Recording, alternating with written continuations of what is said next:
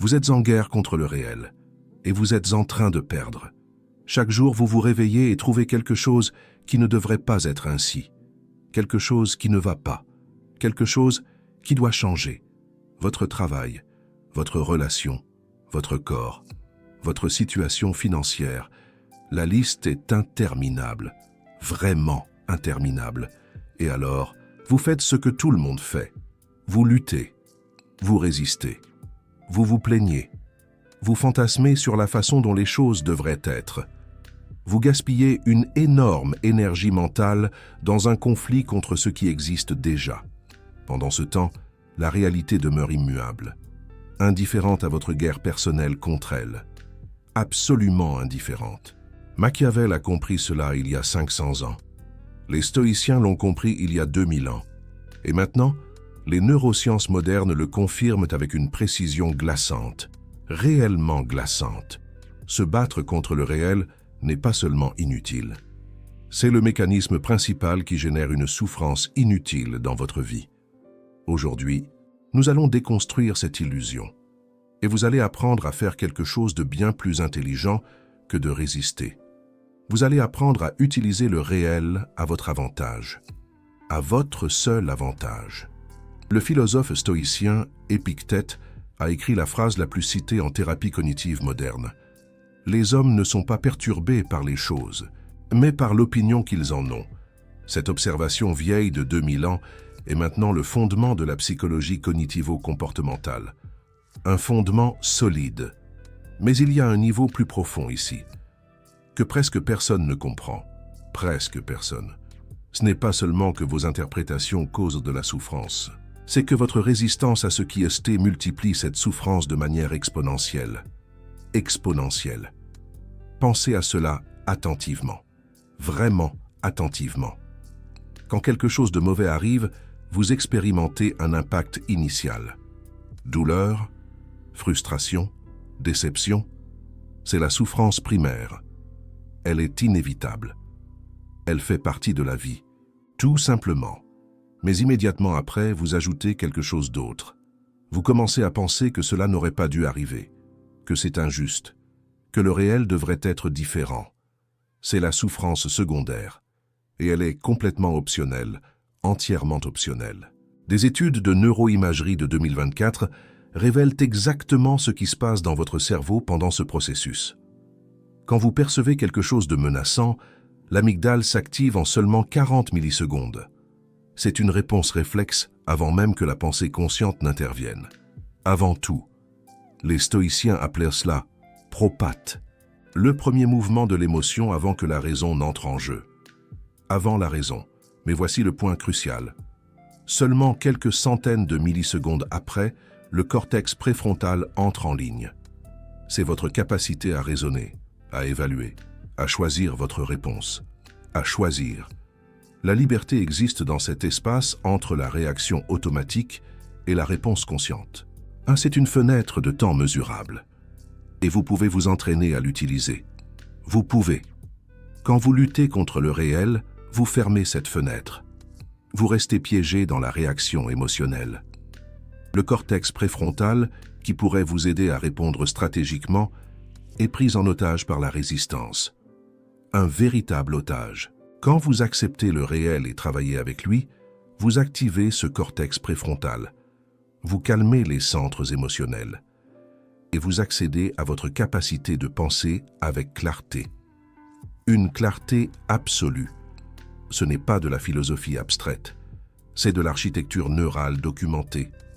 Rigoureusement documentée. Une méta-analyse de 2024 a examiné 77 études avec plus de 9000 participants. La conclusion a été sans équivoque. La flexibilité psychologique, la capacité d'accepter ce qui est et d'agir selon vos valeurs, est le prédicteur le plus fort de bien-être mental. Le plus fort. Les personnes qui luttent contre le réel montrent plus d'anxiété, de dépression et de difficulté à fonctionner. Les personnes qui acceptent et travaillent avec les circonstances montrent plus de résilience, de satisfaction et d'efficacité. Une grande différence. Ce n'est pas que l'acceptation soit passive. C'est exactement le contraire.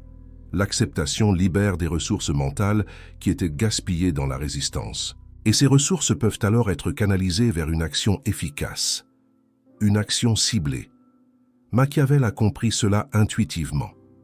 Toute sa philosophie politique se base sur le fait de travailler avec le réel tel qu'il est, et non tel qu'il devrait être, pas tel qu'il devrait. Dans Le Prince, il décrit deux forces fondamentales, habileté, vertu, et destin, fortuna. Vertu est votre capacité à agir efficacement. Fortuna est le flux de circonstances que vous ne contrôlez pas. La plupart des gens passent leur vie à se battre contre le destin, à se lamenter de leur malchance, à blâmer les circonstances, à espérer que le réel change pour pouvoir agir. Espérer. Les individus efficaces, selon Machiavel, font quelque chose de radicalement différent. Ils acceptent le destin tel qu'il est. Et ensuite, ils appliquent toute leur habileté pour travailler à l'intérieur de ces circonstances. Pas contre elles. Pas contre elles. Cette distinction semble subtile, mais elle a des conséquences énormes. Des conséquences énormes. Quand vous vous battez contre le réel, votre énergie se divise. Une partie va vers la résistance inutile. Une partie va vers l'action. Le résultat est une inefficacité généralisée, un véritable gaspillage. Quand vous acceptez le réel, toute votre énergie est disponible pour l'action stratégique. Il n'y a pas de fuite, il n'y a pas de friction interne, seulement un mouvement précis à l'intérieur des circonstances qui existent. Un mouvement calculé. Machiavel a observé ce schéma chez tous les leaders qu'il a étudiés. Ceux qui échouaient se battaient contre leur époque. Ceux qui triomphaient s'adaptaient à elle. Ils s'adaptaient. Je cite textuellement, « Les temps changent, et celui qui ne change pas avec eux échoue. » C'est lui qui l'a dit. Ce n'est pas du conformisme, ce n'est pas de l'abandon. C'est de l'intelligence stratégique dans sa forme la plus pure. Absolument pure. Le conformiste accepte le réel et ne fait rien. Le résistant se bat contre le réel et s'épuise sans rien accomplir. Les stratèges acceptent le réel agit à l'intérieur de celui-ci pour le modeler graduellement à son avantage. Graduellement. La différence réside dans l'endroit où vous appliquez votre force. Là est la différence. Se battre contre ce qui s'est déjà passé est littéralement impossible. Le passé est figé. Chaque seconde que vous passez à souhaiter qu'il ait été différent est une seconde perdue à jamais. À jamais. Se battre contre les circonstances présentes que vous ne pouvez pas changer immédiatement est également inutile. Les circonstances sont ce qu'elles sont en ce moment. Votre résistance ne les modifie pas. Elle ne fait que vous épuiser. Vous épuiser. La seule chose que vous pouvez faire est d'agir vers le futur. Et cette action est infiniment plus efficace quand elle n'est pas contaminée par la résistance au présent. Infiniment plus. La thérapie d'acceptation et d'engagement, ACT, développée au cours des dernières décennies, a transformé ces principes en un protocole clinique rigoureux. Les résultats sont impressionnants, très impressionnants. Les patients qui apprennent à accepter leurs pensées et leurs émotions sans lutter contre elles montrent des réductions significatives de l'anxiété et de la dépression. Des améliorations de la fonction cognitive, une plus grande capacité d'attention, une meilleure mémoire, une meilleure fonction exécutive, une vraie différence. Et voici quelque chose de fascinant. Ces bénéfices cognitifs ne sont pas l'objectif direct du traitement. Ce sont des effets secondaires du fait d'arrêter de se battre contre le réel intérieur. Des effets secondaires, bien réels. Votre esprit a des ressources limitées. Quand ces ressources sont occupées par la résistance, elles ne sont pas disponibles pour la pensée productive. Quand la résistance cesse, les ressources se libèrent automatiquement. Automatiquement. C'est comme une armée qui retire des troupes d'un front où elle ne peut pas gagner et les redirige vers un endroit où elles peuvent être utiles. Un déploiement stratégique. Mais il y a un piège ici que vous devez comprendre. Vraiment comprendre. Accepter le réel ne signifie pas que vous l'aimez. Cela ne signifie pas que vous l'approuvez. Jamais. Cela ne signifie pas que tu ne veux pas la changer. Cela signifie simplement reconnaître que c'est ce qui est, à cet instant précis. que ton désir de la voir différente ne la modifie pas, et que ta résistance émotionnelle à cette réalité ne fait que te blesser. Tu peux accepter une situation complètement, tout en travaillant activement pour la changer, en fait. C'est la seule façon efficace de changer quoi que ce soit, parce que quand tu te bats contre le réel, ta perception se distord. Tu vois la situation à travers un filtre de résistance. Tu perds en clarté. Tu prends des décisions basées sur ce que tu voudrais qu'il en soit, et non sur ce qui est. Quand tu acceptes le réel, tu le vois avec une clarté totale, sans distorsion, sans filtre, et depuis cette clarté, tu peux agir avec une précision chirurgicale. Machiavel appelait cela « voir les choses comme elles sont », et non comme tu souhaiterais qu'elles soient. C'est le fondement de toute pensée stratégique efficace. Les études sur la prise de décision sous stress confirment ce schéma. Quand les gens sont en état de résistance émotionnelle, leur cortex préfrontal se déconnecte partiellement.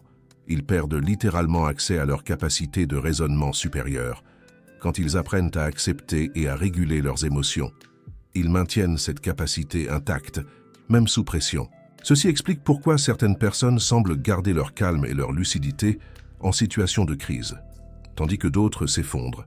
Ce n'est pas qu'elles ressentent moins, c'est qu'elles n'ajoutent pas de résistance au sentiment initial.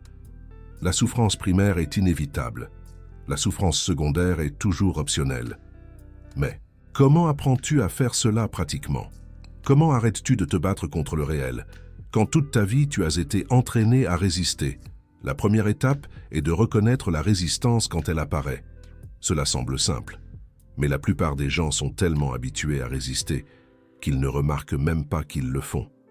La résistance a des signaux physiques, tension musculaire, spécialement dans la mâchoire, les épaules et l'estomac, respiration superficielle et rapide, sensation d'urgence ou de pression interne.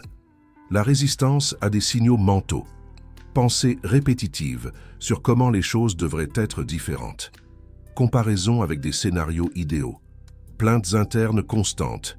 Quand tu notes ces signaux, tu as identifié que tu es en guerre contre le réel. La deuxième étape est de faire une pause. Seulement ça. Tu n'as rien d'autre à faire pour le moment. Juste faire une pause et reconnaître ce qui se passe. Cette pause active le cortex préfrontal, te sort du mode réactif automatique et te met en mode conscient. C'est la fenêtre de liberté que les stoïciens ont identifiée et que les neurosciences confirment. La troisième étape est de nommer le réel sans jugement, d'écrire ce qui est, sans ajouter d'interprétation sur ce qui devrait être. Ne pas dire « c'est terrible et cela ne devrait pas se passer ». Dire « voilà ce qui se passe ». Maintenant. Ce changement de langage semble trivial, mais il a des effets neurologiques mesurables. L'étiquetage émotionnel réduit l'activité de l'amygdale. Cela calme littéralement les circuits d'alarme. La quatrième étape est de te demander ce que tu peux faire dans cette réalité. Pas ce que tu ferais si le réel était différent. Ce que tu peux faire maintenant, avec les circonstances qui existent. Cette question redirige ton énergie. De résistance inutile. Action potentiellement efficace. C'est le moment où l'acceptation devient pouvoir. Machiavel pratiquait quelque chose de similaire. Dans ses lettres privées de 1513, écrites durant son exil, il décrit un rituel nocturne où il laissait derrière lui les frustrations de la journée et se plongeait dans une conversation avec les grands penseurs du passé. Il ne se battait pas contre son exil, il l'utilisait. Il a transformé une circonstance terrible en l'opportunité d'écrire Le Prince, une œuvre qui allait l'immortaliser. C'est utiliser le réel à ton avantage, dans sa forme la plus pure. Mais il y a des niveaux plus profonds de cette pratique, que peu de personnes atteignent. Le niveau superficiel est d'accepter les circonstances extérieures. Ton travail, ta relation, ta situation financière, cela est déjà transformateur. Le niveau intermédiaire est d'accepter tes propres émotions et pensées. Ne pas se battre contre l'anxiété ou la tristesse quand elles apparaissent. Les laisser être, tout en agissant selon tes valeurs. Le niveau profond est d'accepter ta propre nature, tes limitations, tes schémas, tes tendances, non pas comme des excuses pour ne pas changer, mais comme le terrain réel, depuis lequel tout changement doit commencer. La plupart des gens ne se battent pas seulement contre les circonstances extérieures. Ils se battent contre eux-mêmes. Ils se détestent de ne pas être différents. Ils se punissent pour leur faiblesse. Ils dépensent une énergie massive dans une guerre civile interne. Cette guerre est aussi inutile que l'externe. Ta nature actuelle est ce qu'elle est. Tu peux travailler pour la modifier graduellement, mais seulement depuis l'acceptation de là où tu en es maintenant. Le rejet de soi ne produit pas de changement. Il produit une paralysie, déguisée en autocritique productive. Machiavel comprenait cela de la nature humaine en général. Il écrivit qu'un prince doit prendre les hommes comme ils sont, et non comme ils devraient être.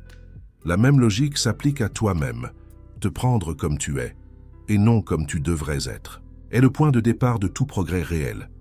Cela contredit profondément la narrative culturelle dominante. On nous dit que nous devons être insatisfaits de nous-mêmes pour nous améliorer, que l'autocritique constante est le moteur de la croissance. Les preuves disent le contraire. Les études sur l'autocompassion montrent que les personnes qui se traitent avec amabilité et acceptation sont plus susceptibles de changer des comportements non désirés, et non moins. La raison est simple. L'autocritique génère du stress. Le stress déconnecte le cortex préfrontal. Sans cortex préfrontal, il n'y a pas de capacité de changement délibéré. L'autocompassion réduit le stress, maintient le cortex préfrontal en ligne, permet la planification et l'exécution d'un changement réel.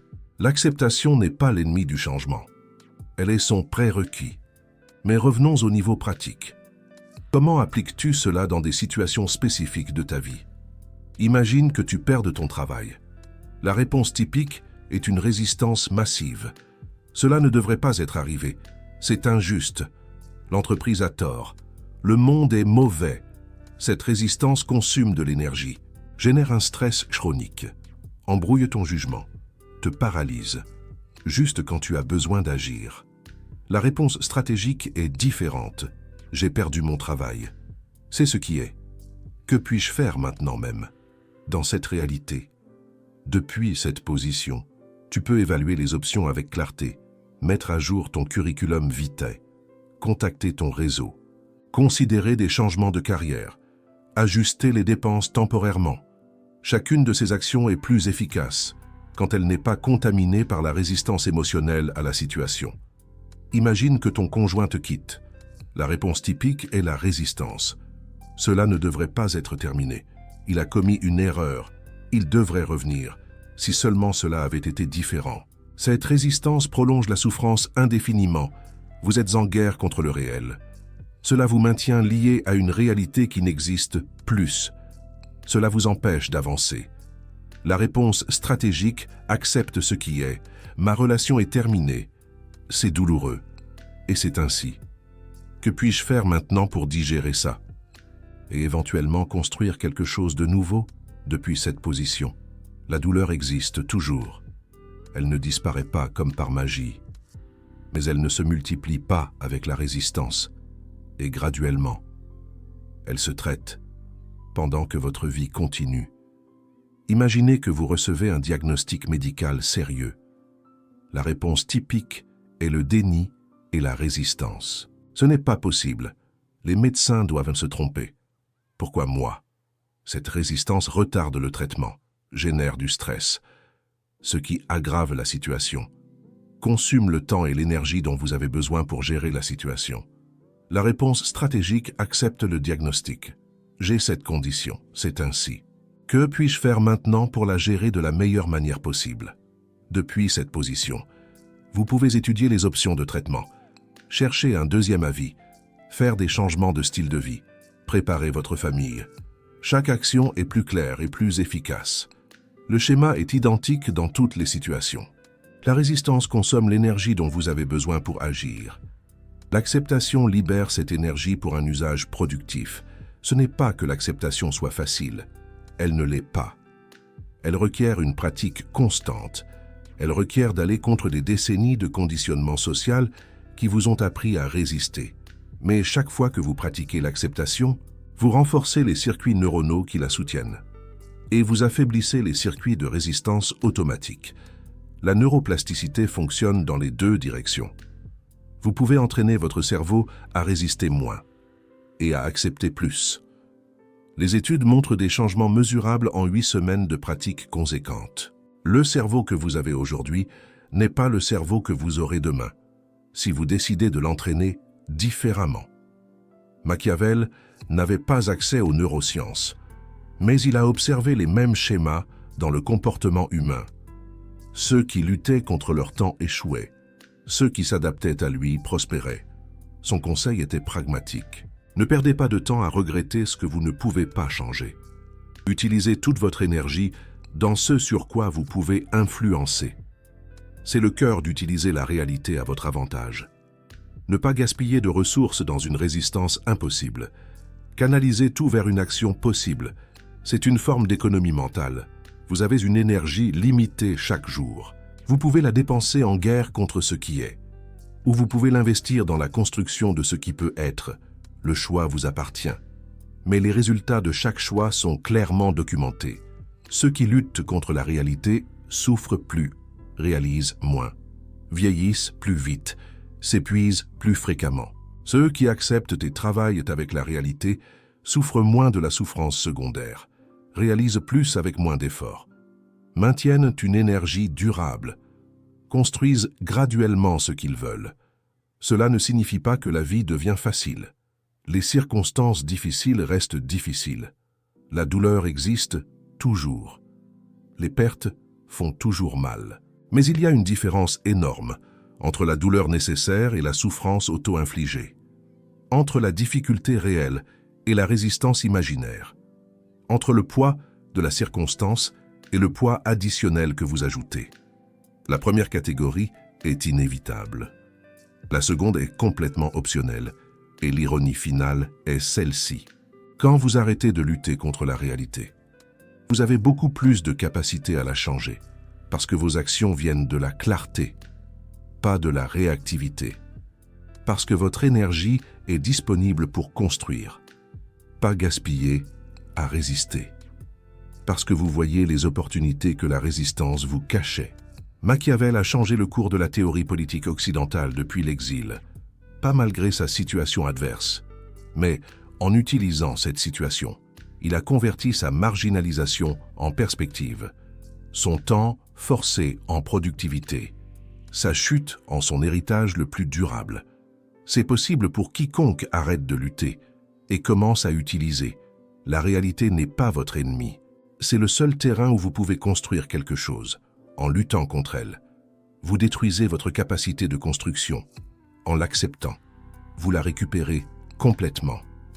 La question est de savoir si vous êtes prêt à arrêter de lutter, si vous êtes disposé à lâcher l'illusion que votre résistance change quelque chose, si vous pouvez voir que l'acceptation n'est pas une reddition, mais le commencement de tout pouvoir réel. Machiavel le savait, les stoïciens le savaient, les neurosciences le confirment. Et maintenant, vous le savez aussi. Arrêtez de lutter avec la réalité. Commencez à l'utiliser. Là est votre liberté. Là est votre pouvoir. Là est tout ce que vous cherchez. Pas dans un futur où les circonstances seraient parfaites, mais ici, maintenant, dans la réalité exacte que vous avez devant vous. Utilisez-la. Mais laissez-moi vous donner des outils encore plus spécifiques pour mettre cela en œuvre. Il existe une technique que les thérapeutes d'acceptation et d'engagement appellent la diffusion cognitive. C'est l'habileté de se séparer de ses pensées, de les voir comme des événements mentaux et non comme une réalité absolue. Quand vous pensez « cela ne devrait pas se passer », vous êtes fusionné avec cette pensée. Vous l'expérimentez comme une vérité objective. Votre corps réagit comme si c'était réel. Quand vous pratiquez la diffusion, vous observez la pensée. Je suis en train d'avoir la pensée que cela ne devrait pas se passer. Le contenu est identique, mais votre relation avec elle est complètement différente. Ce changement subtil réduit l'activation de l'amygdale, active le cortex préfrontal, vous sort du mode réactif et vous met en mode observateur. Les études montrent que le simple fait d'ajouter la phrase « Je suis en train d'avoir la pensée que » avant toute pensée négative, réduit son impact émotionnel de manière significative.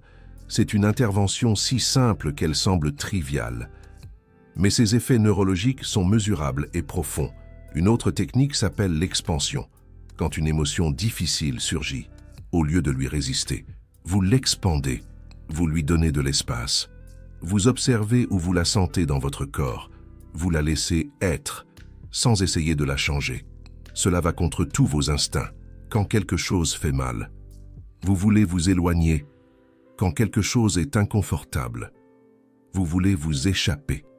Mais la résistance aux émotions les intensifie. L'expansion les permet de fluer et éventuellement de se dissiper. Pensez à une vague de la mer. Si vous essayez de la bloquer, elle vous frappe avec toute sa force.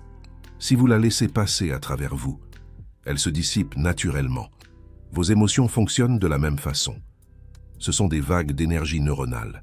Elles résistent quelques secondes ou minutes, si vous les laissez fluer.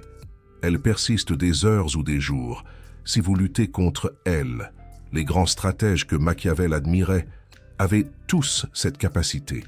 Ils pouvaient ressentir la peur, sans être contrôlés par elle, expérimenter la frustration, sans qu'elle n'obstrue leur jugement, digérer les pertes, sans rester paralysés.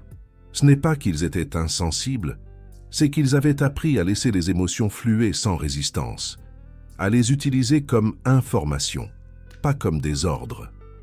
La peur vous dit qu'il y a un risque. Elle ne vous dit pas de vous enfuir, la frustration te murmure que quelque chose ne va pas. Elle ne te dit pas d'abandonner. La tristesse te révèle que tu as perdu quelque chose de précieux. Elle ne te dit pas d'arrêter d'agir lorsque tu dissocies l'information émotionnelle de la réaction automatique. Tu peux utiliser cette information stratégiquement. Tu peux ressentir de la peur et agir avec courage, expérimenter de la frustration et persister intelligemment, digérer la tristesse et continuer à construire.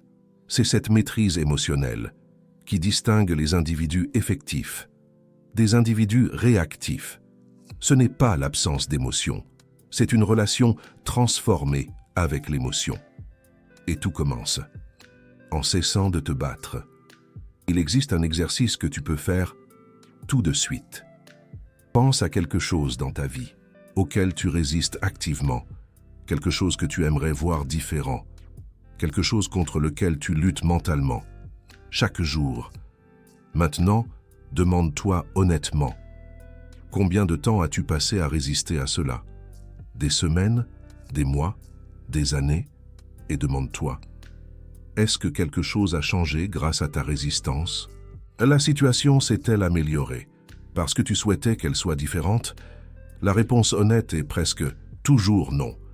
La résistance n'a rien changé, si ce n'est ton état interne. La situation reste la même, mais tu as gaspillé une énorme énergie dans une guerre impossible.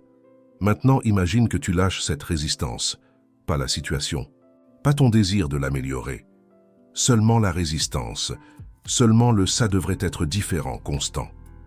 Que ferais-tu de toute cette énergie libérée? Quelles actions entreprendrais-tu? Si tu pouvais voir la situation avec une clarté totale, quelles options verrais-tu que la résistance te cachait? C'est la promesse d'utiliser le réel au lieu de te battre contre lui. Pas une vie sans problème, mais une vie où tes ressources sont disponibles pour résoudre les problèmes, au lieu de les gaspiller dans la résistance. Machiavel a vécu cette transition personnellement. Après 14 ans, comme secrétaire de la 2e chancellerie de Florence, il fut exilé, torturé et marginalisé. Tout ce qu'il avait construit a disparu. Il aurait pu passer le reste de sa vie à résister, à se lamenter, à se battre mentalement contre l'injustice de sa situation. Au lieu de cela, il accepta sa nouvelle réalité et l'utilisa. Il écrivit, il pensa, il analysa, il produisit les œuvres qui l'immortaliseraient. Le Prince n'a pas été écrit malgré l'exil. Il a été écrit parce que Machiavel a utilisé l'exil au lieu de se battre contre lui.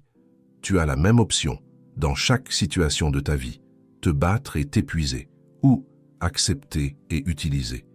Les résultats de chaque option sont clairs. L'histoire est remplie d'exemples.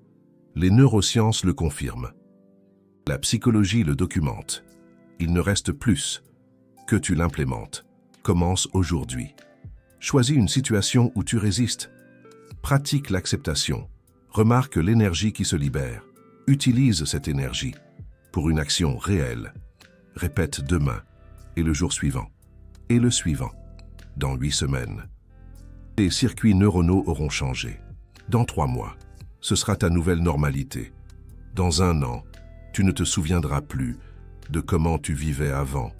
C'est le chemin. Ce n'est pas facile, mais c'est simple. Et les résultats sont garantis pour ceux qui le pratiquent constamment. Cesse de te battre avec le réel. Commence à l'utiliser. Ton pouvoir est là, à t'attendre.